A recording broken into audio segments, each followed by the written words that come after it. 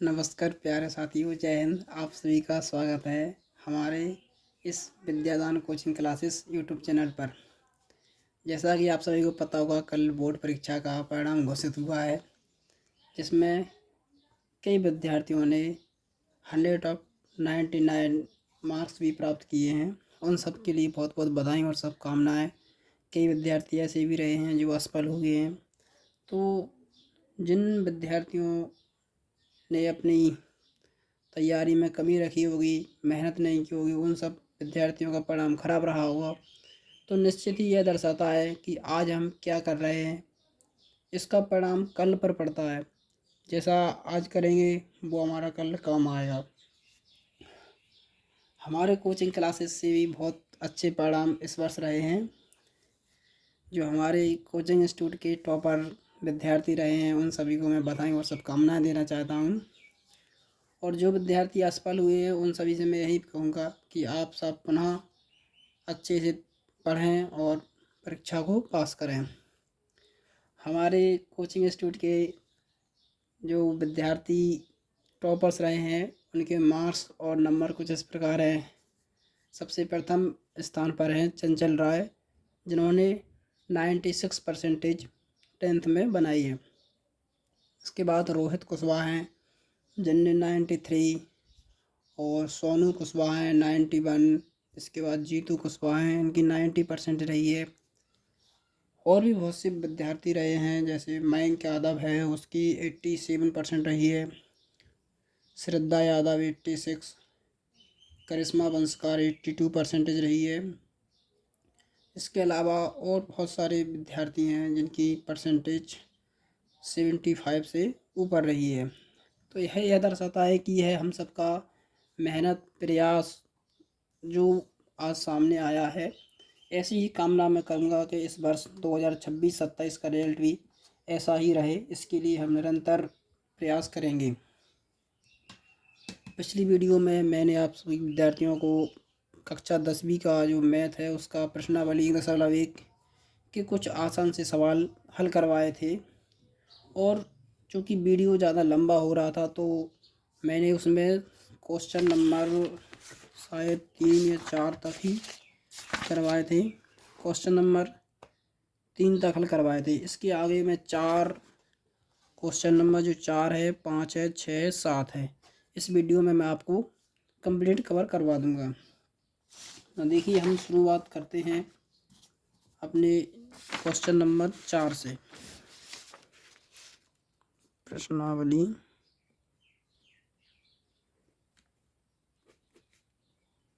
1.1 question number.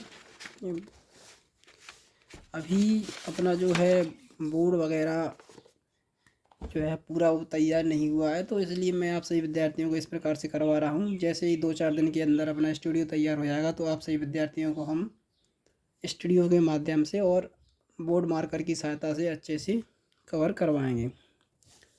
Question number 4 देखते हैं question क्या कहता है अपन से। क्वेश्चन नंबर 4 में कह रहा है SCF 306,657 बराबर 9 दिया है और LCM 306 और 657 ज्ञात कीजिए। इनकी अपन को इसमें SCF तो दे रखा है उन्होंने, और LCM ज्ञात करने के लिए अपन से पूछ रहे हैं। तो क्वेश्चन में है HCF दिया है,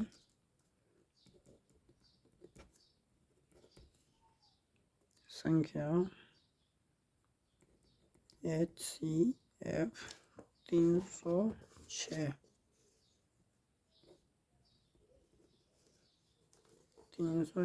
657 बराबर 9। इसका LCM अपन को ज्ञात करना है। तो अपन को LCM ज्ञात करना है, तो अपन देखते हैं LCM किस प्रकार से हो ज्ञात।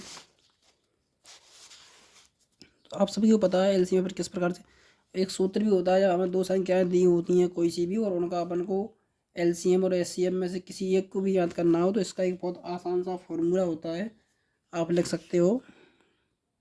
इसका सूत्र होता है दोनों संख्याओं का गुणनफल। बराबर HCF गुणा LCM, यानी कि जो संख्या है उनका गुणा कीजिए और HCF और LCM का गुणा कीजिए, यह फॉर्मूला होता है। तो इस फॉर्मूले को आप सभी विद्यार्थी नोट कर लेंगे और इसको याद भी कर लेंगे। दो संख्याएं कौन कौन सी हैं? 306 गुणा 657 657, इन दोनों को गुणा करना है अपन को। HCF का मान अपन को 9 दे रखा है और LCM का मान अपन को ज्ञात करना है। क्योंकि यह संख्या LCM जब ज्ञात करना है तो उसको ऐसा के तैसा लिख रहने देंगे। 9 है गुणा में, नीचे आ जाएंगे भाग में। 306 गुणा 657 बटे में 9 बराबर LCM। जो अपना कटेगा वही अपना आंसर हो जाएगा। अब 9 से भाग देना है अपन को। 306 में देंगे, भाग जा रहा है। 9 एकम 9, 9 दूनी 9 थी 27, 28 29 30, 3 बचे, 36 हो गए। देखो 9 तिया 27, 28 29 30, 3 बचे, 36 हो गए।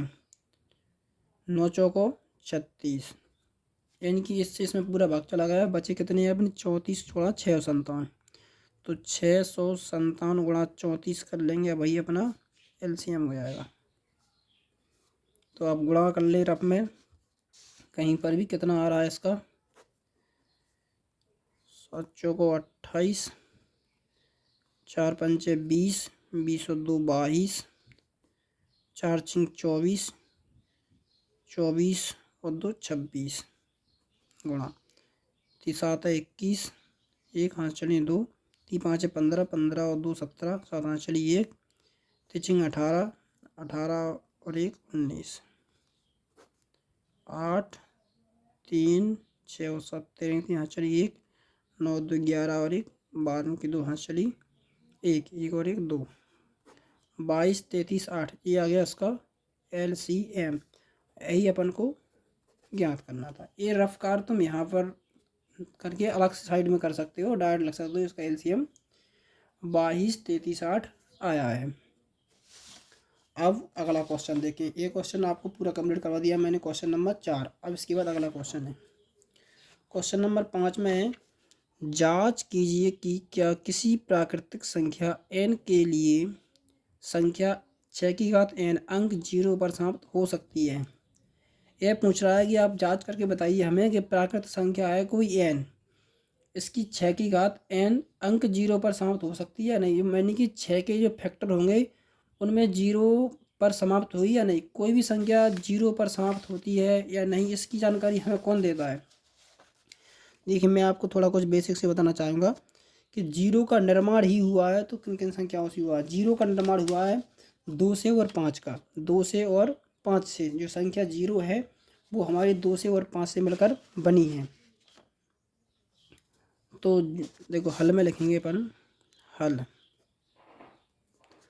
जो संख्या 0 और समाप्त होती है उसके भाज्य गुणनखंड 2 5 के रूप में होते हैं। अगर गुणनखंड 2 और 5 के रूप में नहीं है तो वह संख्या 0 पर समाप्त नहीं हो रही है। देखिए हल में लिखेंगे अपन, जो संख्या 0 पर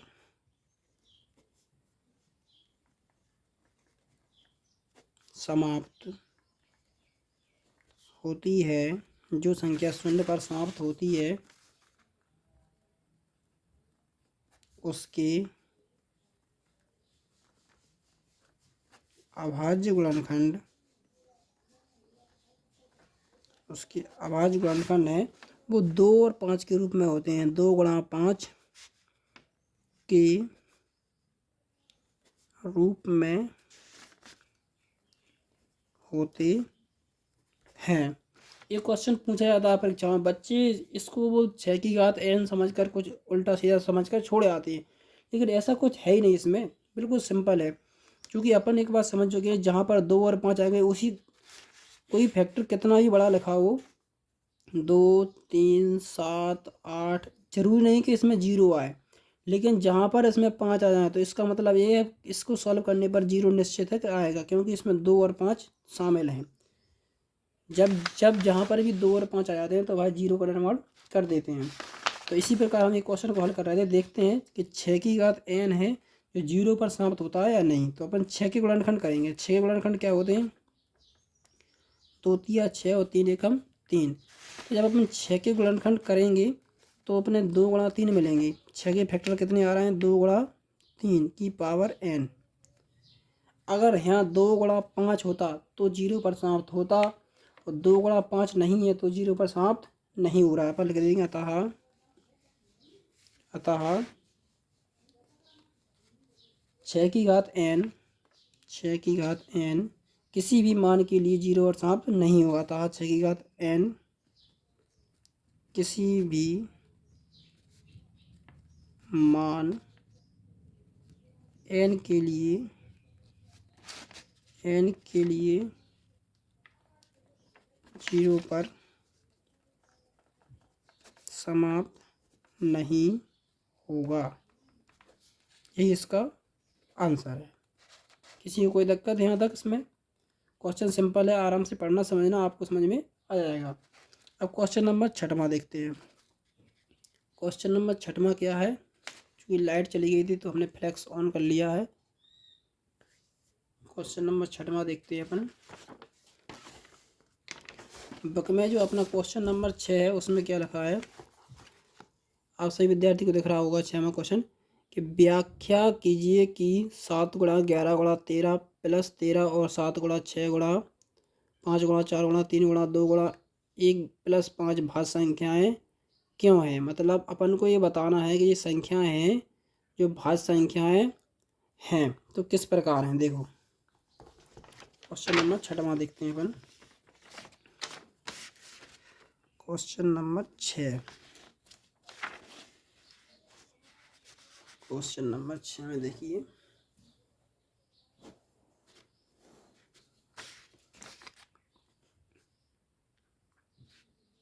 व्याख्या कीजिए कि 7 गुणा 6। इसमें अपन को गुणनखंड करे मतलब करना नहीं है, इसमें पहले से दिए हैं। तो हल करेंगे अपन 6वां क्वेश्चन का। 7 गुणा 11 गुणा 13 प्लस 13, एक फैक्टर अपन को ये दिया है पूरा, और 7 गुणा 6 गुणा 5 गुणा 4 गुणा 3 गुणा 2 गुणा 1 प्लस 5 भाज्य हो सकती है या नहीं, इसके बारे में अपन को बताना है। भाज्य है, हो सकती है मतलब क्या ये संख्याएं दी हैं ये भाज्य हो सकती हैं या नहीं हो सकता। पर क्वेश्चन को हल करते हैं तो इसमें क्या हो जाएगा कि 7 गुणा 11 गुणा 13 प्लस 13 है, क्योंकि ये तो गुणा में है। 7 गुणा 11 गुणा 13 प्लस 13, इसमें यहाँ से जो प्लस लग गया है मतलब चेंज हो गया। इसको गुणा कर लेंगे तो कुछ ना कुछ इसका वैल्यू आएगा, इसका अलग है। तो इसको 13 गुणा 1 भी लिख सकते हो आप, लिखना चाहो वैसे कोई ज़रूरत नहीं है। लेकिन इसमें और इसमें क्या कॉमन दिख रहा है आपको? 13 दोनों में कॉमन दिख रहा है, 13 बाहर ले लो। बचा कितना है? 7 गुणा 11, चूँकि 13 यहाँ से बाहर आ गया तो इसकी जगह पर 1 बच गया, प्लस यहाँ से ही एक बच जाएगा, 13 चला जाएगा तो 1 गुणा 1 1 ही रहता है वो। अब इसमें 13 गुणा इनके गुणा करेंगे अपन। 11 सत्ते 77, 77 गुणा 1 1 ही रहेगा, प्लस 1 जो हो जाएगा 13 कोष्टक में 77 और 1 78, यानी कि 13 गुणा 78। तो यह स्पष्ट रूप से भाज्य संख्या दिख रही है अपन, क्योंकि अभाज्य संख्याएं वे होती हैं जो एक से और स्वयं से इनके गुणनखंड नहीं होते हैं। मतलब भाज्य संख्या के जो गुणनखंड है वो एक के अलावा और भी हो सकते हैं, लेकिन जो अभाज्य संख्या होती हैं उनके गुणनखंड सिर्फ एक ही रहते हैं, एक या वो स्वयं से कटती हैं। तो देखें अपन इसके गुणनखंड तो बहुत सारे हो रहा है। 1 गुणा में 13 गुणा में 78 के, तो 78 के गुणनखंड करेंगे अपन तो कट जाएगा। यह 13 6 78, तो 13 गुणा में 6, इसे ऐसे लिख सकते हैं 1 गुणा में 13 गुणा में 13 गुणा में 2 गुणा में 3, यानी कि इसके गुणनखंड तो बहुत सारे हो रहे हैं। तो यह भाज्य संख्या है। अतः यह भाज्य संख्या है क्योंकि इसके एक के अलावा अन्य गुणनखंड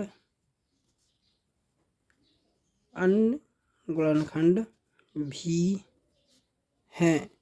इसके गुणनखंड है जो एक है और एक के अलावा भी हैं। इसमें और लगाकर एक क्वेश्चन और जोड़ दिया गया था, उसकी भी देखते हैं अपन, यह भाज्य संख्या है या नहीं। और कौन सा दिया है? 7 गुणा 6 गुणा 5 गुणा 4 गुणा 3 गुणा 2 गुणा 1 प्लस 5 जी दिया है। क्वेश्चन मैच कर लेंगे अपन को। 7 गुणा जी वाला क्वेश्चन अपन को दिया है। तो इसमें अपन को क्या करना है, जो संख्याएं दी गई हैं उनका अपन को एक कॉमन लेके, जिस प्रकार अपन ने इसको किया था बिल्कुल सेम टू सेम उसी प्रकार अपन इसको भी हल कर लेंगे। इसमें से अपन को क्या कॉमन दिख रहा है, पूरे में से प्लस लगा है, चूँकि एक भाग तो ये पूरा यहाँ तक हो गया और एक भाग ये हो गया। इसमें से अपन को 5 कॉमन लेना है क्योंकि 5 ही दिख रहा है अपन को।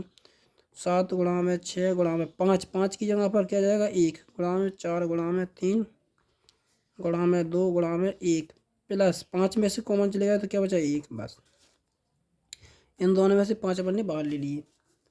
5 गुणा में इन सभी का गुणा करेंगे अपन तो कितना आएगा, 7 6 42 और 4 3 12 12 दूनी 24, 24 गुणा 42 कर लो। 42 गुणा में 4 3 12 12 दूनी 24 प्लस 1, 5 कोष्टक में 42 गुणा 24 करेंगे अपन। 24 दूनी यानी कि 24 दूनी 48, 24 72, 24 चौको 96, यानी कि इसका हो जाएगा अपना 1009 प्लस में 1 जो 1008 आएंगे, सॉरी 1008, 4 दूनी 8 प्लस 1 जो होगा 5 गुणा में 1009, 1 इसमें और ऐड हो जाएगा तो इसके भी फैक्टर हो रहा है अपन। 5 गुणा में 1009, एक संख्या जे है एक संख्या जे है, इनके गुणनखंड हो जाएंगे तो यह भी कैसी हो जाएगी अपनी, इसके एक के अलावा अन्य गुणनखंड होगा तो यह भी एक भाज्य संख्या होगी। ये अपन को इसमें बताना था। यही लाइन अपन ने इसमें लिखा था जी, सेम टू सेम यही लाइन इसमें लिखना है आपको। अब क्वेश्चन नंबर 7 पर चलते हैं। क्वेश्चन नंबर 7 में क्या कहता है देखिए। क्वेश्चन नंबर 7 में अपन को किसी खेल के मैदान के चारों ओर ये वृत्ताकार पथ है। इस मैदान का एक चक्कर लगाने में सोनिया को 18 मिनट लगते हैं, जबकि इसी मैदान का एक चक्कर लगाने में रवि को 12 मिनट लगते हैं। मान लीजिए कि वे दोनों एक ही स्थान पर और एक ही समय पर चलना प्रारंभ करते हैं, एक ही दिशा में चलते हैं, कितने समय बाद ये पुनः स्थान पर मिलेंगे। मतलब ये पूछ रहा है कि एक ही स्थान पर वह दोबारा से किस टाइम पर मिलेंगे। कौन कौन, एक तो है सोनिया और दूसरी हैं अपने रवि। तो देखिए सोनिया और रवि हैं जो एक वृत्ताकार मार्ग पर चल रहे हैं। ये सोनिया एस, रवि आर, ये दोनों घूम रहे हैं तो ये दोनों एक स्थान पर मिलेंगे तो भाई को किस स्थान पर मिलेंगे। किसी खेल के मैदान के चारों ओर तक इस मैदान के चक्कर लगाने में सोनिया है, इसे लगता है 18 मिनट का समय एक चक्कर लगाने में, और रवि है इसे लगता है कितने मिनट का समय, 12 मिनट का। तो रवि को लगता है 12 मिनट का, सोनिया को लगता है 18 मिनट का। मान लीजिए कि दोनों एक ही स्थान और एक ही समय पर चलना प्रारंभ करते हैं। दो लोग हैं लेकिन मैं चलना प्रारंभ कहाँ से कर रहा है, दोनों एक ही स्थान से प्रारंभ। कोई स्थान ले लो, यहाँ पर मान लो अपन ने एक स्थान ले लिया ए, दोनों हैं जो ए से चलना शुरू करते हैं तो वह फिर दोबारा इसकी स्पीड थोड़ी कम है, इसकी स्पीड ज़्यादा है, लेकिन जो कम ज़्यादा भी स्पीड है तो चक्कर लगाते टाइम कहीं ना कहीं तो मिलेंगे वो। तो कहाँ पर मिल रहे हैं दोनों, इसका पता अपन को करना है। तो इसका पता अपन किस प्रकार से करेंगे, इसका पता करने के लिए अपन दो संख्या दी हैं तो उनका एलसीएम लीनियर कॉमन फैक्टर निकालेंगे। जब अपन कॉमन फैक्टर का पता चल जाएगा अपन को तो उसी में अपना आंसर मिल जाएगा। चूँकि 12 और 18 सोनिया और रवि एक दूसरे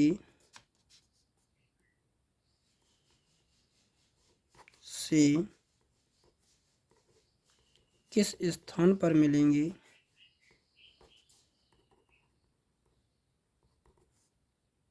इसका पता LCM द्वारा लगाया जा सकता है।